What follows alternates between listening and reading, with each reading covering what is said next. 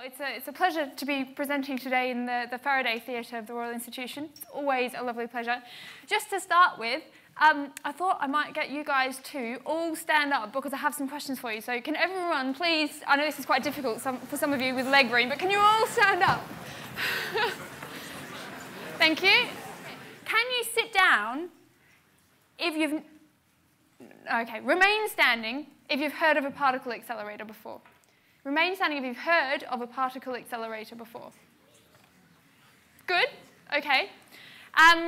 Remain standing if you've ever heard of a particle accelerator being used for something other than particle physics. So if you think that particle accelerators are just particle physics, can you sit down for me? Okay? Good. Final question.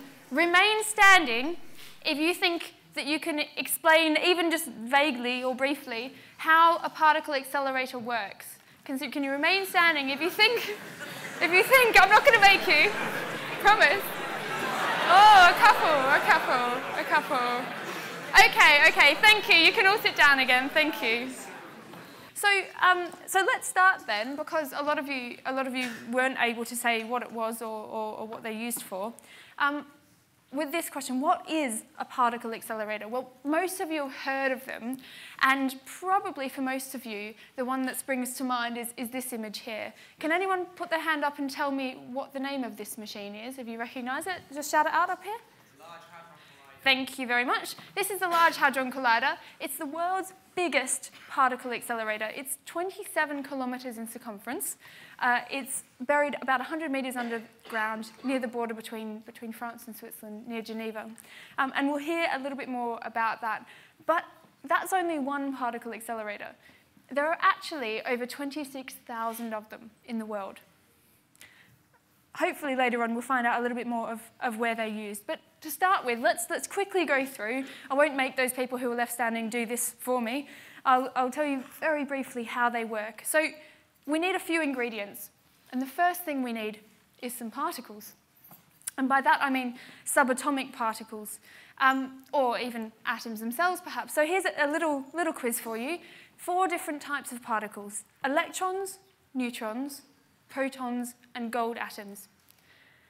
Can you put your hand up if you think that you know or think you can tell me which one of those you can't put in a particle accelerator? Can anyone suggest which one you think you can't put in an accelerator? In the centre here? Yep. Can you say it a bit louder? A neutron. Yep. Do you know why? Because it isn't charged. Thank you very much. Okay, so you can't put a neutron in a particle accelerator because it doesn't have an electric charge. Now, there's another one there that jumps out at me that might not have an electric charge. Can someone tell me which one it is? Yep. The gold atom. The gold atom, yes. Can anyone suggest a way to get that gold atom into a particle accelerator? Up the back there? Yep.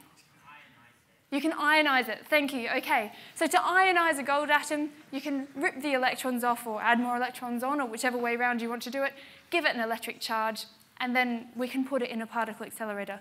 So that's the kind of particles we need. Now, the next thing we want to do with those particles is to give them some energy.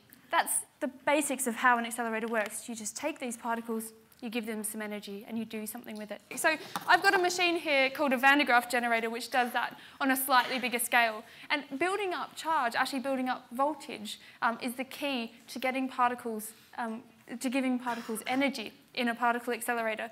So if I just switch this one on then. Now, some of the first particle accelerators were actually genuinely using this mechanism of having a belt and some rollers and building up lots of voltage. They were called Van de Graaff accelerators. They still exist. I've worked on one, actually.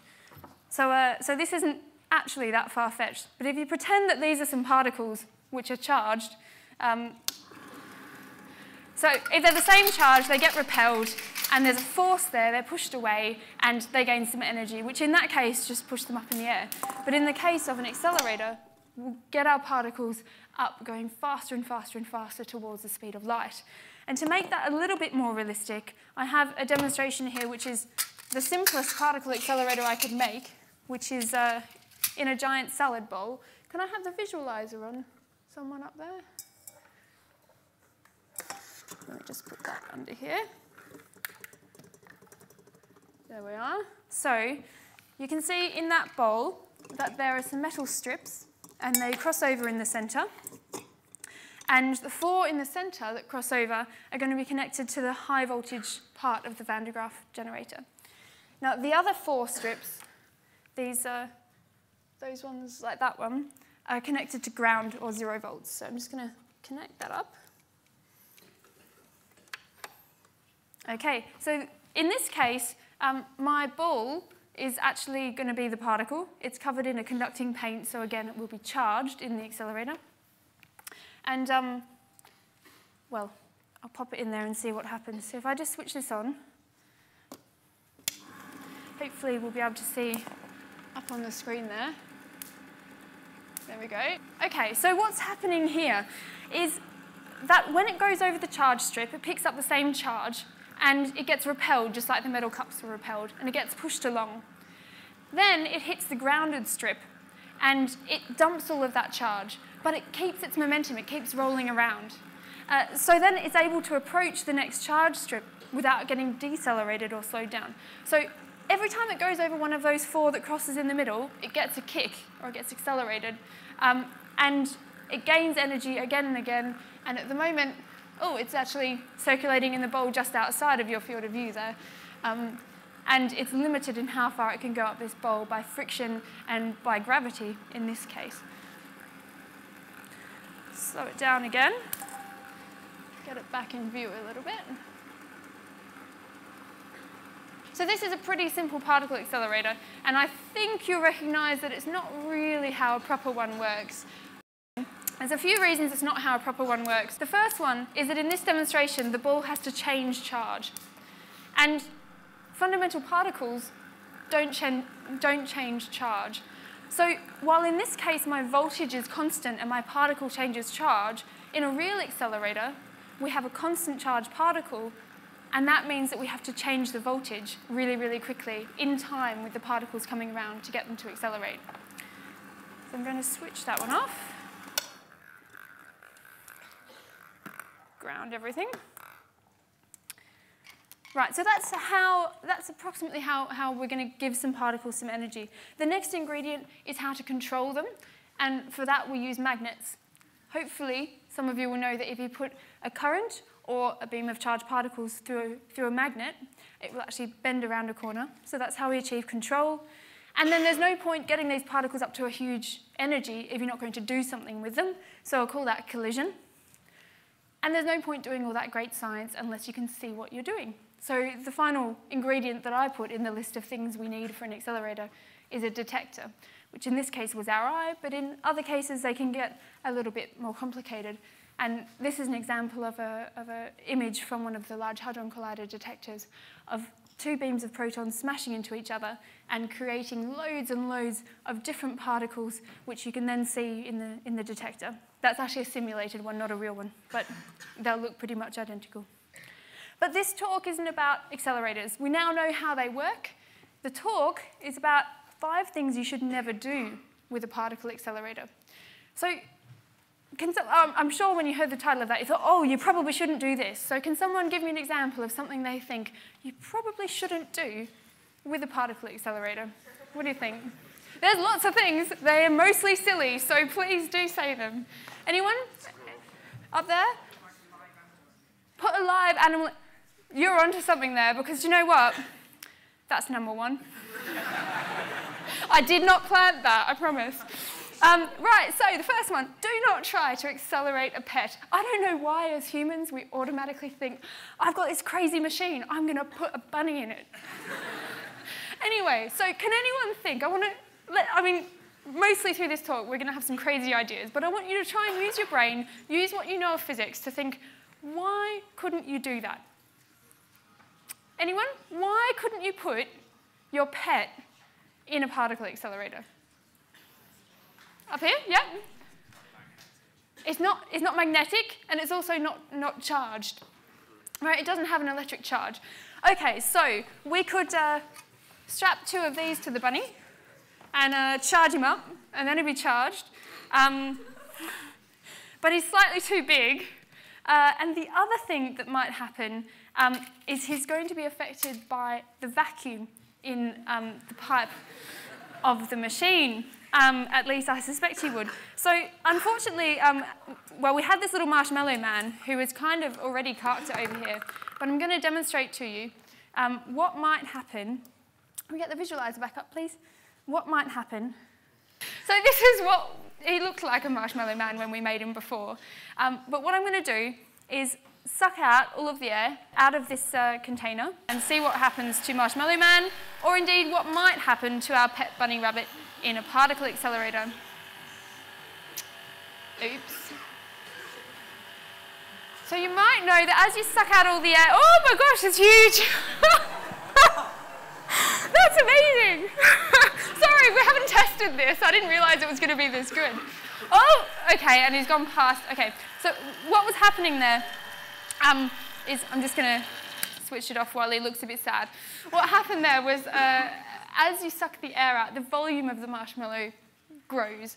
And unfortunately, that's probably what would happen to your little bunny rabbit, but in a slightly more horrific fashion.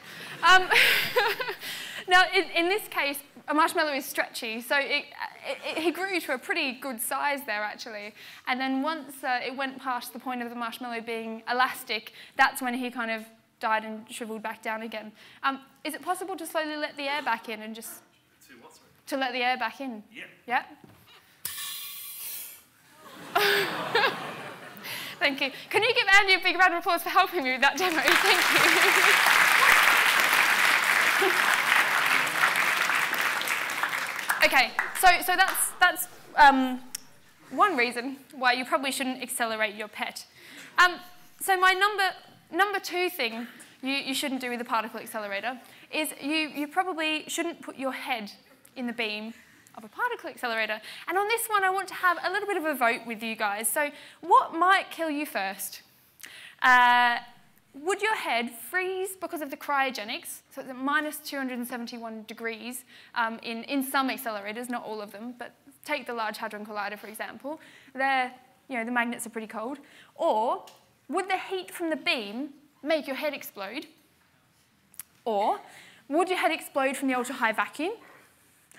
Or would you die from the radiation dose?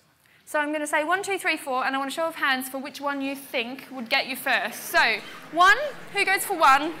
Who goes for your head freezing from cryogenics? Oh, only a couple of people. Who goes for number 2? Who thinks the heat from the beam? Oh, lots of people. A few people at the top think heat from the beam. Okay. Who thinks the head would explode in the ultra-high vacuum? It's convincing, isn't it? Yeah, there's quite a few people who like that one. Okay, and who thinks you would die from the radiation dose? Who thinks you would die from the radiation dose? Interesting, okay. So what is the answer? Well, I had a bit of a think about it. And the answer is, it depends which accelerator we're talking about. But let's consider the Large Hadron Collider. First of all, let's think about the cryogenics, about that really cold temperature. Well, it's minus 271 degrees. That's very cold. It would definitely freeze your head if you were able to get your head inside the machine. This is a picture of one of the 15-metre long dipole magnets, one of the bending magnets in the machine, and they are cooled down to this temperature. But it's extremely difficult to get your head in there. So if you had any sense about you at all, you wouldn't stick your head in the dipole, you'd stick it in somewhere easier in a bit that wasn't cooled down to minus 271. So the likelihood is that wouldn't get you first. What about the ultra-high vacuum? Well, it's kind of the same thing with the Marshmallow Man before. Your head, would get got by the vacuum, but people have done studies in outer space of astronauts and how long they could survive in the vacuum of outer space. Now, I don't actually know how the two vacuums compare, but that information says that you could survive in outer space with your spacesuit open for about 10 seconds before you were ripped apart by the vacuum. So I don't think that's going to get you first. So what about heat from the beam? Well, this is a challenge, actually.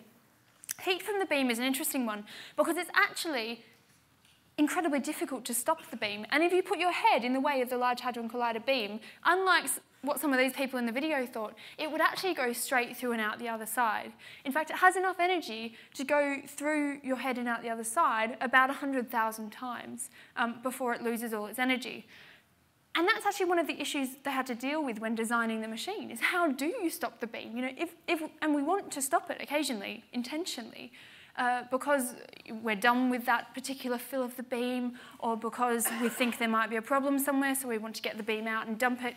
So they had to put a lot of effort into designing what they call the beam dump, which is a massive long block of very dense graphite, which absorbs the energy.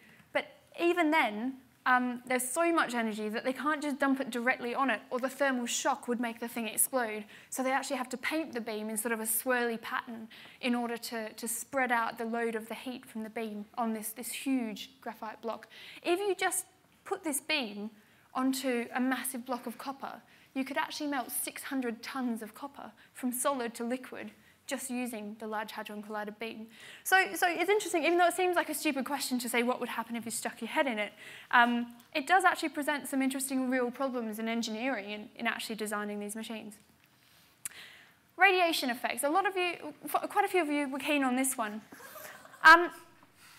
Yeah, it's happened. So there's this guy, Anatoly Vygotsky, who once, before the days of such strict health and safety, somehow managed to bypass the safety mechanism on an accelerator and stick his head in a 76 GeV proton beam. Now that's quite a lot lower in energy than the Large Hadron Collider beam.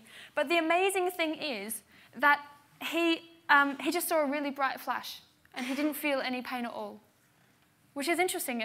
Most people think, well, this beam, it's got lots of energy, it will just destroy you. But actually, that's not quite what happened. And after it happened, his face swelled right up and the skin on that side peeled off, but he didn't die. And in fact, at the time, he was studying for his PhD, and he went on to get his PhD, and his didn't put him off. He worked as a scientist for many years, and he's actually still alive in Russia, living in relative obscurity. I'd love to know really what he's up to now. A journalist interviewed him a few years ago and went to see him, and because the side of his face that the beam irradiated was paralyzed because of the dose of radiation, and he hasn't been able to move the skin on that side of his face for so many years, that side of his face looks like it was pretty much the day that this accident occurred. When I first read this, I was like, miracle cure for aging. Yeah, paralyzed face is probably not a miracle cure for aging, but there you go. So he looks like he did 19 years ago on one side of his face. So you can actually put your head in the beam of an accelerator and survive it. And he's not the only one to have done it. In the days of Cockcroft and Walton, when they were first developing particle accelerators, they didn't know about the dangers of radiation. And so one of the ways that they countered the events or what was happening in some of their nuclear physics experiments was actually to sit under the thing, under the beam. The beam would come down, some nuclear reaction would happen, and then they'd have this fluorescent screen that would light up every time what they were looking for happened. And they would sit there and count each time it lit up, sitting underneath the beam, being irradiated. Now, actually, these people, lived relatively healthy lives, and Cockcroft and Walton got a Nobel Prize for their work, which doesn't justify it, but there have been people who have stuck their heads in particle accelerators. Nowadays, you wouldn't want to do that voluntarily, and you wouldn't want to do it without understanding the consequences. But there are some situations that you might want to do it in, and there's a very good reason for that. Because if you take a much lower energy beam than the Large Hadron Collider beam, and you put it into water or to the human body or into tissue, and you start it with the correct amount of energy, it will actually slow down and stop and deposit almost all of its dose or its energy in one spot. And we call this the Bragg peak. Now, the radiation dose that the LHC beam could give you could kill you 76,000 times over. But the radiation dose you'd receive from a beam of, say, 200 MeV, a relatively modest proton beam, is much lower and can actually be used to treat cancer. And we use this in something called proton therapy, which we're getting in the UK. We did actually pioneer it, and then it hasn't quite come back onto the NHS yet. But in cancer therapy, usually you like to direct a dose of radiation exactly where you'd like it. So in this case, this is a child with their spine that needs irradiating. They've had a tumour removed from the base of the skull, and they need to irradiate the spine in order to stop the cancer spreading down the spine to save that child later in life. Now with X-rays, with usual X-ray radiotherapy, the dose distribution there is the best that we can do, using all modern techniques. You can see that underneath the spine, in the sort of stomach area, there is quite a lot of radiation dose that we might not want to be there. If you use protons instead, you can actually get a much better defined distribution of the dose. And this is really a fantastic treatment. It is more expensive than X-ray radiotherapy, but based on the basic physics of how a beam reacts inside the body or inside tissue, I think it's a fantastic treatment and one that we should look forward to using in the future. So look it up if there's anything else. So it sounded like a crazy question, but if you had a brain tumour, you might very well want to stick your head in the beam of a particle accelerator.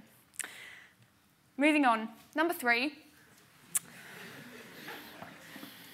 Don't use a particle accelerator as a death ray.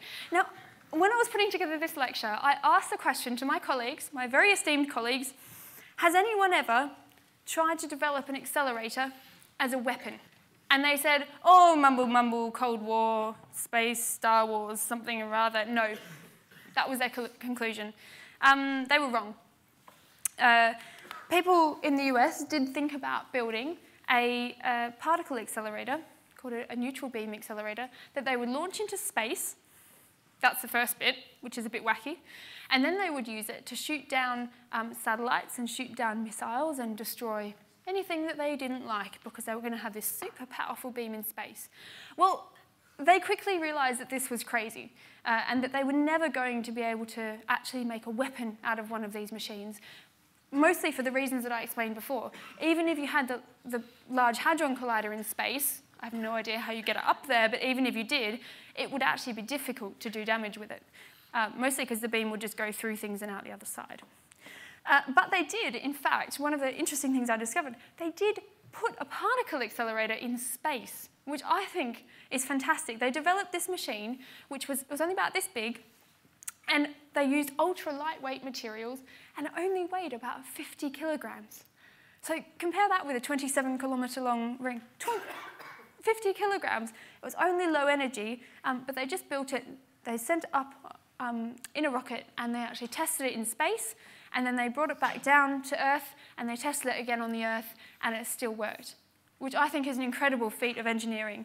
And people really haven't heard of this experiment before, so I thought I'd point you towards it if you're interested. It's called the Bear Project in 1989.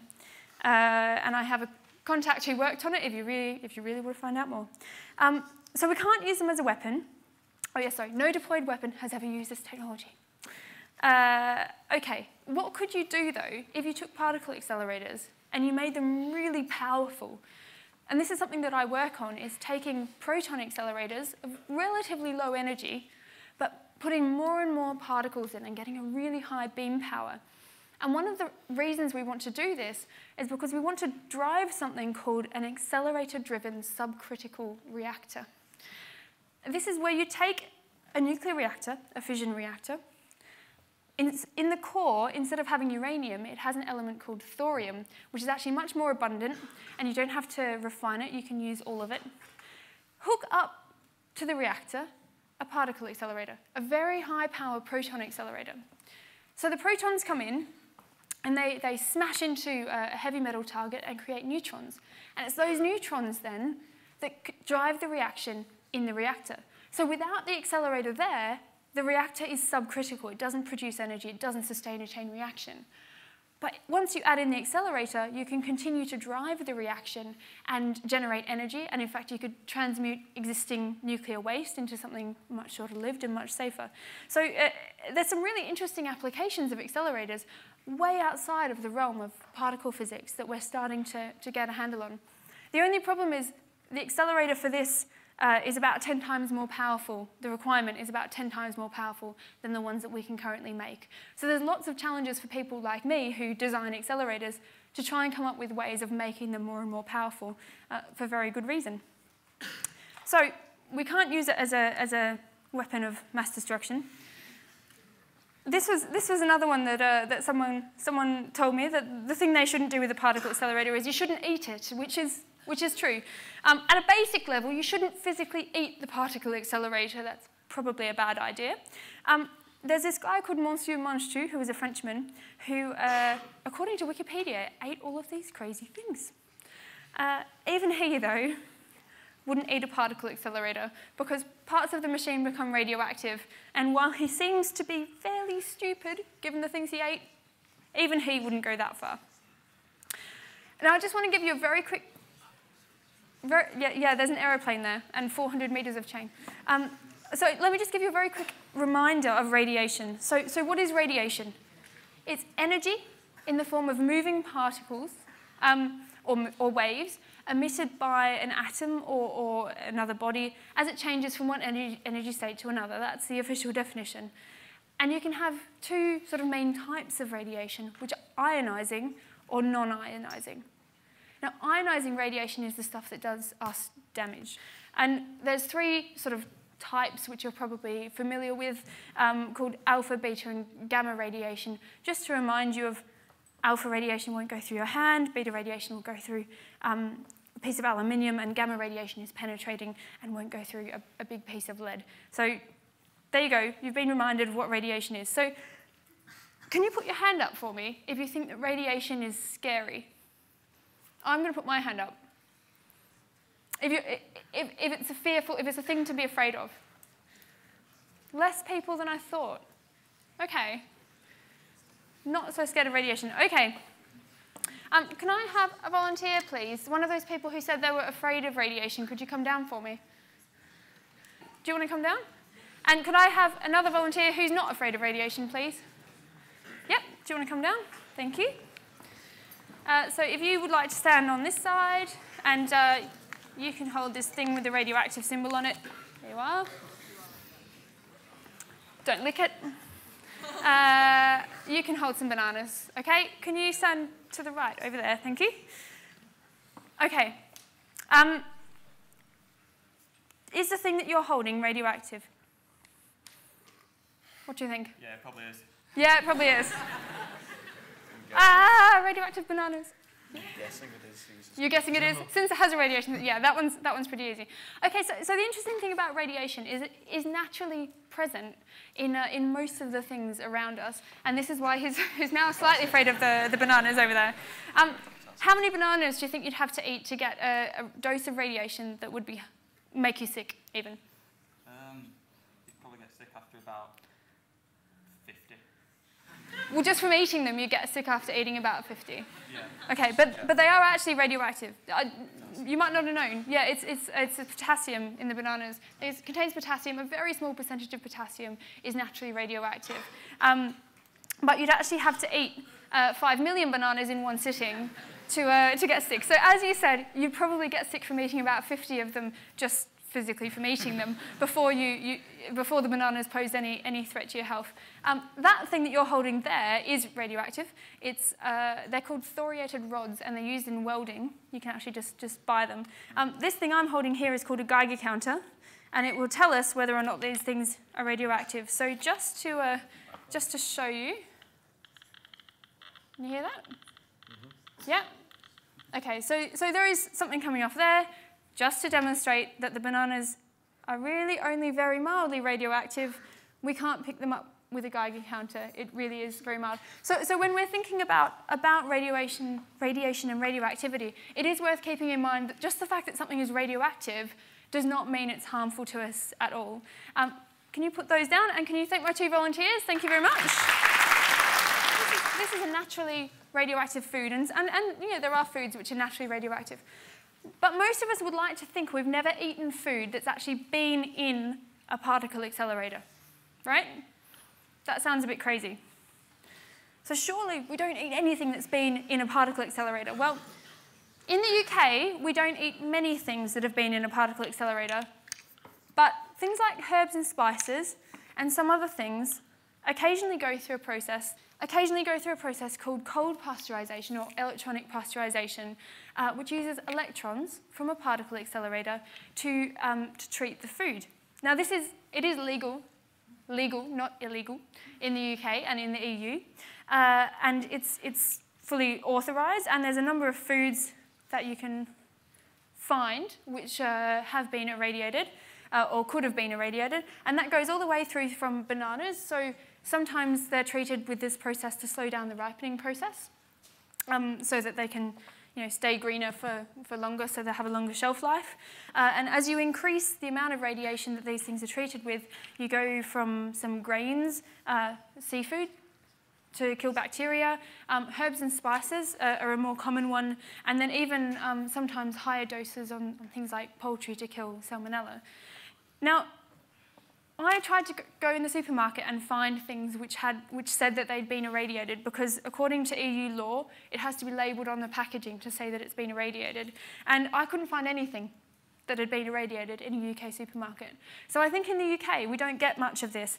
Even these things that I'm holding, actually, this is not a brand advertisement. Even herbs and spices, I couldn't find any that have been irradiated. But it's quite common if you travel or if you go to other parts of Europe or the US to find things which have been irradiated. And in the US, if you see this green symbol on your food, that doesn't mean it's organic, it means it's been irradiated.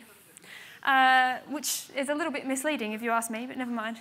But one of the things I want to point out to you is that this is not a dangerous process. In fact, it's a really, really useful process to kill the bacteria in our food and make it healthy for human consumption. And just because we've irradiated it does not mean that it becomes radioactive. So there's a distinct difference here between a naturally radioactive food or something that's actually, could genuinely be harmful to me if I ate it, and food which has been irradiated, because it's only gone through that process to treat it, to make it fit for human consumption. And there's one place that I can think of that, well, maybe you might get to go eventually, that you really, really wouldn't want bacteria or you wouldn't want food poisoning, and that you would probably elect to say, yes, if I'm going there, I want my food irradiated before I go. The worst place I could think of to get food poisoning is when you're in one of those. And a lot of astronauts' food is irradiated before they send it up, so that they really, really aren't going to get sick from it. So, yes, you probably have eaten something that's been through a particle accelerator, but perhaps you're more or less concerned about that than you are about eating horse meat, I don't know. So the final thing I think you probably shouldn't do with a particle accelerator is you probably shouldn't destroy the Earth with it. Now, I don't know why I need to say this even, but people seem to think that when we design new massive particle accelerators that are going to have particles that are at huge energies that we've never created before in the lab, that somehow that we just built it for the lulz and that we're going to destroy the Earth with it, and that we haven't quite thought it through, and that we're not quite sure what we're doing. And yes, if you're at all concerned, please go to Has the Large Hadron Collider Destroyed the World Yet.com, and well, you can tell me what you find there. But in answer to some of the questions that we had a few years ago when the Large Hadron Collider started up, of, could it destroy the world? The answer, and the most convincing answer to me as to why it couldn't, is because we have particles in outer space from cosmic rays and things like that at much, much higher energies than we could ever dream of creating in the lab. And so far, they haven't done anything catastrophic to us, and we're perfectly fine. So in terms of just reaching a higher and higher energy, I think it doesn't really matter what we do in the lab, that we should be safe on Earth from these high energy particles. And if we start creating things like mini black holes, which we may or may not, they will pop out of existence so quickly that they wouldn't have time to suck any matter in. And the interesting message that I take from this is that these machines are built so infrequently, 25, 30 years between these big accelerators. Every time it happens, I'm told by my sort of retired colleagues, this happens every time, this scare story that we're going to destroy the Earth with it. Because it's so long between them that people actually forget the media hype that happened last time around. So I'm tasking you with a job when you're older, if one of these machines starts up and people start going, oh, it's going to destroy the Earth, that you think, I've heard this before. It's not really going to happen. So I'd just like to finish by saying that sometimes some of our craziest ideas, and I've been through some pretty crazy ideas of things that you could do with a particle accelerator here, but sometimes they turn out to be surprisingly good ones if you do them in the right way. And these machines are not just useful for particle physics, they're useful for all sorts of other things, like cancer treatment, like killing bacteria in food, and other things I haven't discussed, like carbon dating and imaging down to the atomic scale and all sorts of other things. And I'd just like to leave you with my advice in choosing your career for what it's worth. And that is to find something that makes you sit up and think, this is really important, or this is fascinating, or this is what I'm passionate about. And it can be in any area, really. It can be something like space might get you, or climate change might be a concern. You might really love astronomy, or you might be more passionate about world hunger, injustices in the world, the availability of water, energy, health, aging, anything like that. Think about it and do something about it. That's all really you need to do. And make a career out of doing something about it. Because if you do something that you're passionate about and you really, you love, you're not going to even feel like you're going to work each day. You're just going to feel like you're getting up and you're doing what it is that you're passionate about. And while you do that, don't be afraid to challenge yourself. Don't shy off doing something just because you think it's hard. It's when we do something hard that we really make a difference. So dig deep and don't be afraid to dream. And I will leave you with some photographs of some of the places that my career in physics has taken me so far, and I hope to add many more to this list in the future. So that's 5 things you should never do with a particle accelerator. Thank you.